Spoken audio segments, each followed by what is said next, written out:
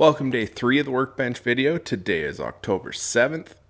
The plan for today is mill up some 2x4s so they're ready for later. Also, cut these 3x3s to size for the outer frame of the workbench. If you missed yesterday, I showed you several different ways that you can mill up lumber, including 2 that you can do with your skill saw. After that, I spent several hours planing these 4x4s, which are actually 3.5 by 3.5, down to 3x3s. Ended up with a lot of sawdust. So since I don't have very much time, let's grab some 2x4s, run them through the table saw, slightly larger than we need, and then put it through the planer to give us our final dimension.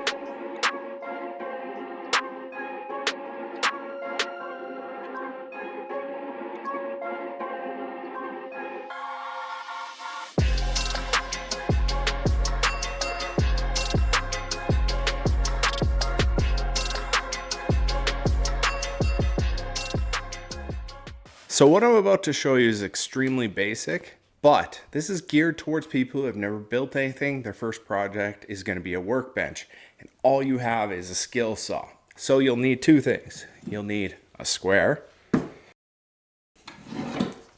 and a skill saw. I realize this looks like a triangle, and it is a triangle, but it's called a square. So first, you'll need to make a mark. So let's pretend you need the mark here. Once you have your mark, you'll need your square, so you can draw the line all the way down.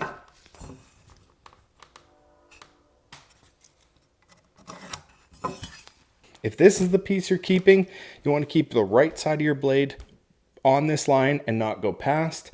If it's this side you're keeping, you need to keep the left side of the blade on this line and not past here.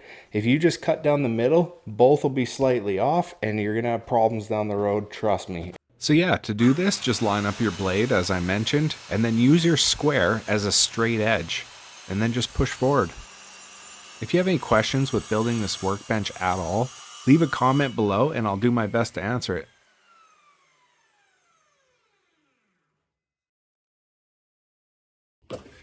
So with a 2x4, it's pretty simple as you saw. Problem is, when you have something that can't cut all the way through, like these 3x3s. Most skill saws, like I mentioned yesterday, do not cut 3 inches deep. So you'll have to make multiple passes on different sides. So let me show you how you can do that super easy. So apparently I wasn't recording that whole time. Let me try this again. So I'm going to show you how you can make a nice cut like this with a skill saw when you have to make 2 passes. Once you make your mark, grab your speed square, line it up with that mark, and draw a line. Then rotate the wood 90 degrees, connect the line with the square, and draw another line. Keep doing that until the whole board is marked.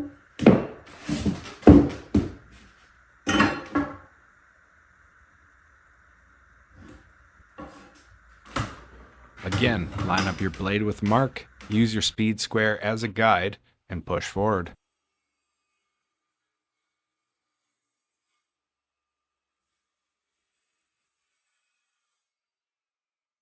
Once you've done that, rotate it 180 degrees and then make one more pass.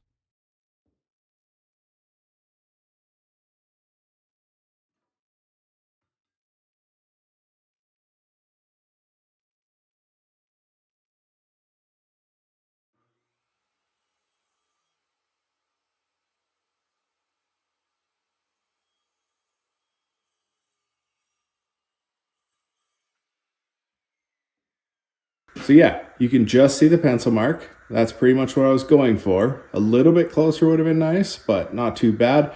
And the top's pretty darn flat. Actually, that is flat. It's just different colors. So let's check if it's square. There we go. Not too bad. So yeah, it's not that hard as you saw. Just need a square skill saw. There's two ways you can do it. You can mark all the way around like I did, or you can just mark the top and then use the cut when you flip it over as your next line. You just line up the cut with your blade, you're good. This will take a little bit of practice to get good at, but with time, you'll get there. I showed you how you can cut your wood to length just using a skill saw. Now it's my turn. I'm gonna be using my miter station. If you have a miter saw, obviously use that. It's a lot easier and a lot more accurate. Today I'm gonna be cutting the 4 rails and the 4 legs. Before I start, I wanna give my tip for the day. You shouldn't try to measure every single piece. You should measure one and use a stop block or a guide or something like that.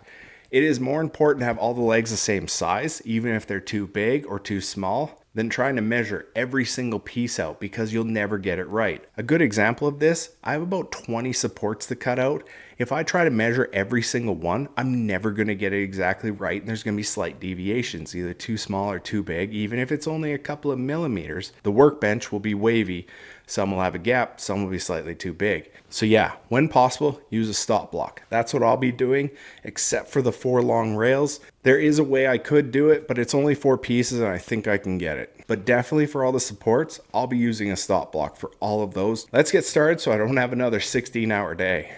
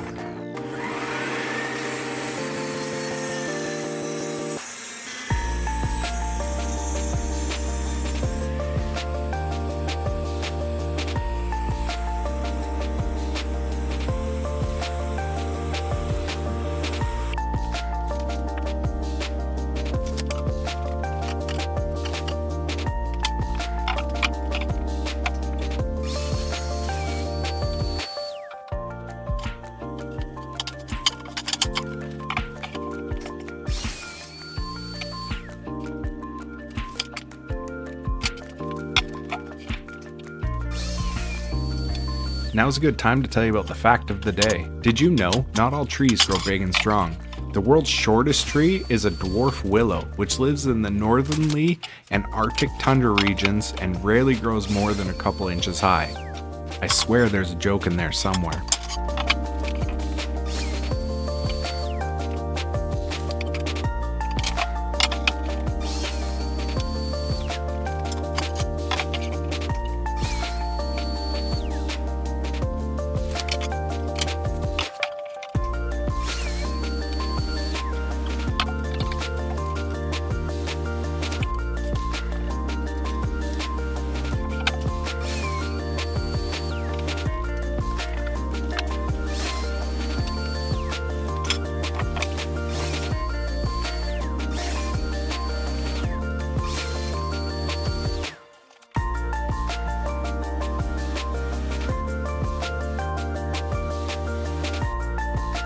So that wraps up today. We got a little bit done. It's going a little slower than I expected, but tomorrow's a huge day.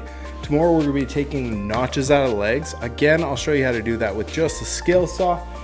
And that is gonna be one of the most complicated things of this build because it needs to be pretty accurate to make it look good. The last thing to go over is yesterday's true or false question. Do I wear a hat in every single video because I'm bald? The answer is no. I'm just simply too lazy to do my hair every single day. And the hat helps keep the sawdust out, so that's why. Now for today's true or false question. Was it my idea to start this YouTube channel? Am I recording this time?